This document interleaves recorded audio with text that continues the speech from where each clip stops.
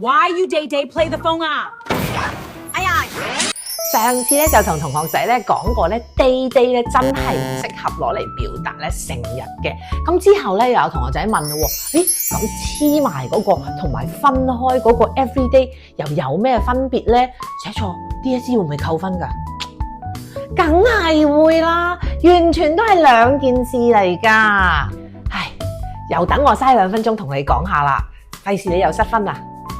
其實咧要分清楚呢兩個咧都唔係好難嘅，只要記住一個口號，分開嘅係講時間，連住嘅就係形容，咁就得噶啦。分開嗰個 everyday 2個字嗰個咧，其實本身嘅性質係一個 adverb 嚟嘅，攞嚟形容動作啦或者動詞嘅，形容做緊某件事嘅頻率，放喺句子嘅開頭咧，句子結尾都得嘅。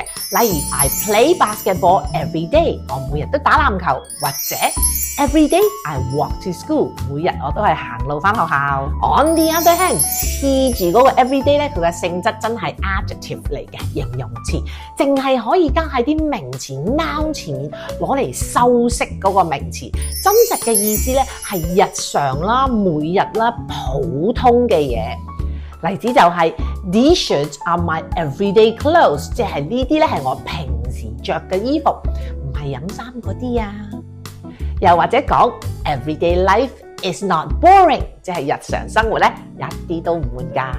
所以英文字撐個空格，撐個字母，意思真係可以差之毫釐，謬之千里㗎。